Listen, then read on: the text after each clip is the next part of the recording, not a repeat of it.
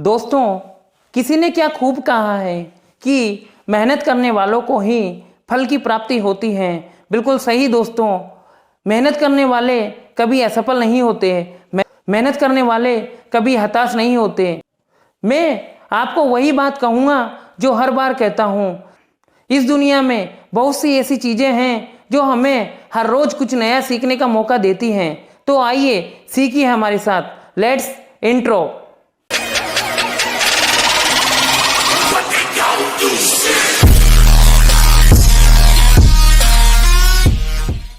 नमस्कार दोस्तों, मेरा नाम है हेमंत कौर। आज एक और नई कहानी में आपका स्वागत है। दोस्तों, आज की कहानी ऐसी कहानी है जो जीवन में उस अवस्था के बालकों के लिए मोटिवेशन बनेगी जो अक्सर 15 से 18 की उम्र में पढ़ाई करना छोड़ देते हैं। दोस्तों, इन्हीं उम्र में बच्चे हमेशा बोर्ड की कक्षाओं की परीक्षाएं देते हैं, लेकिन किसी कारण वो भटक जाते हैं और इसी वजह से पढ़ाई में अपना ध्यान नहीं लगा पाते।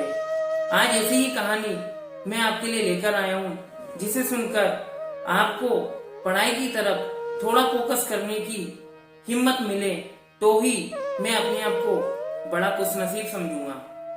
यह कहानी एक ऐसे बालक की है जिसका नाम था संजय। संजय घर में सबसे छोटा होने की वजह से घर वालों का बहुत ज्यादा लाडला था।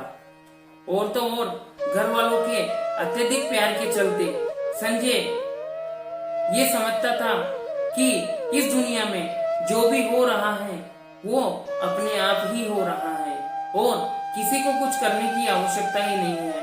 तो फिर मैं भी कुछ क्यों करूं, मुझे भी चुपचाप बैठे रहना चाहिए। और यही सोच लेकर संजय चुपचाप बैठा रहता था। बस खेलने में ही उसका ज्यादा ध्यान था, पढ़ाई पर फोकस बहुत कम किया करता था। उसका मन किसी भी कार्य में नहीं लगता था और उसकी इस बात से उसके घर वाले भी बड़े परेशान थे, क्योंकि घर पर भी वो अपना कार्य अपने से बड़े या अपने से छोटे भाई बहनों से करवाया करता था, जबकि खुद स्वयं कुछ नहीं करता था। उसका हरदम यही प्रयास रहता था कि मुझे कोई कार्य करना ना पड़े। इस कारण कई बार उसको नुकसान भी उठाना पड़ा। स्कूल से भी कई बार उसकी शिकायतें आने लगी, लेकिन फिर भी संजय पर कोई असर नहीं पड़ा। जब उसका मन होता वो स्कूल जाता और जब उसका मन होता तो वो स्कूल नहीं जाता। यहाँ तक कि किसी की भी डांट उस पर कोई असर नहीं कर रही थी। दोस्तों, जब परीक्षा के समय उसके सारे दोस्त पढ़ाई में ध्यान लगा रहे थे, सभी को अच्छे नंबरों से पास होना, इसलिए वो बच्चे शाम को खेल का समय भी बहुत कम निकाला करते थे। यहाँ तक कि खेल के मैदान में आया ही नहीं करते थे। मगर संजय को इस बात से कोई फर्क नहीं पड़ा। यहाँ तक कि वो उसके साथ के दोस्त और बच्चों से कहता कि हम परीक्षा से इतने डरते क्यों हैं, हम परीक्षा से इतने डरते क्यों हैं। वह रोज की तरह मैदान जाता और खेलता। कभी कभी तो वह अकेला ही खेलता, लेकिन पढ़ाई में बिल्कुल ध्यान नहीं देता था, क्योंकि उसके सारे दोस्त परीक्षा की तैयारी में लगे हुए थे। लेकिन उसको इस बात से कोई फर्क नहीं पड़ रहा था कि अगर उसने पढ़ाई नहीं की तो वह फेल हो सकता है। हालांकि उसके दोस्तों ने उसको ये बात बताई कि अगर बोर्ड की परीक्षाओं में अच्छे से पढ़ाई नहीं करी तो हम फेल हो सकते हैं, लेकिन संजय को इस बात की कोई चिंता नहीं थी। उसके दोस्तों और माता पिता के सारे प्रयास विफल ही रहे, क्योंकि माता पिता तो उसको समझा समझा कर पहले ही थक चुके थे।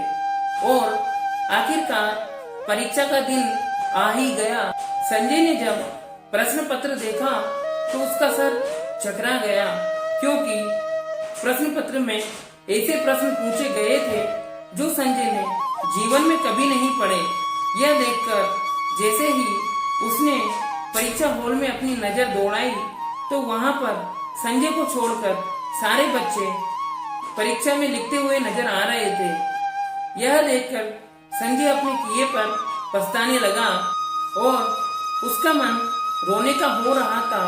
वह बड़ा उदास हो गया था और अपनी बेवकूफी पर बहुत अधिक गुस्सा भी आ रहा था। जब परीक्षा का परिणाम आया तो हुआ वही जिसका संजय को डर था। संजय 2 विषय में फेल हो गया और उसके सारे दोस्त पास हो गए। इस कारण उसके सारे दोस्त अत्यधिक खुश थे, लेकिन संजय बड़ा दुखी हो रहा था।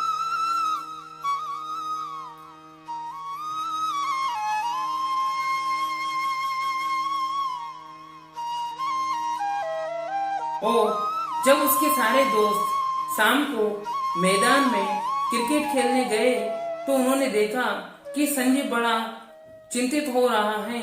संजय का दिमाग खेल में बिल्कुल नहीं लग रहा था और वो काफी परेशान भी था। यह देखकर वह सोच रहा था कि अगर उसने भी समय पर अपनी पढ़ाई की होती, आलस नहीं किया होता, तो मैं भी अपने दोस्तों के साथ सिर उठाकर क्रिकेट खेल पाता। उसे उदास देखकर उसके दोस्तों ने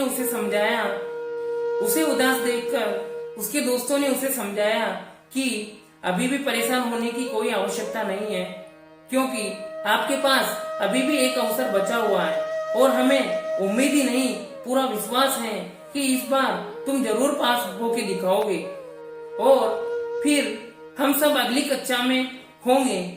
यह सुनकर संजय की आंखों से आंसू बहने लगे और अपने दोस्तों से वादा किया कि किसी भी स्थिति में, किसी भी परिस्थिति में मैं इस बार पास होकर जरूर दिखाऊंगा। उसके दोस्तों ने उसकी यह बात सुनकर उसकी सराहना अथवा उसकी प्रशंसा की। संजय अब मेहनत करने लगा और जहाँ भी उसे परेशानी होती थी तो वह अपने मास्टर जी और अपने दोस्तों के पास जाकर उस समस्या का समाधान समझ लेता था। इस बार संजय ने अपनी पूरी मेहनत के साथ परीक्षा की तैयारियां की थी और उसका परिणाम भी अच्छा रहा, क्योंकि इस बार संजय सभी विषयों में पास हो गया और अपने दोस्तों के साथ अगली कक्षा में पहुंच गया।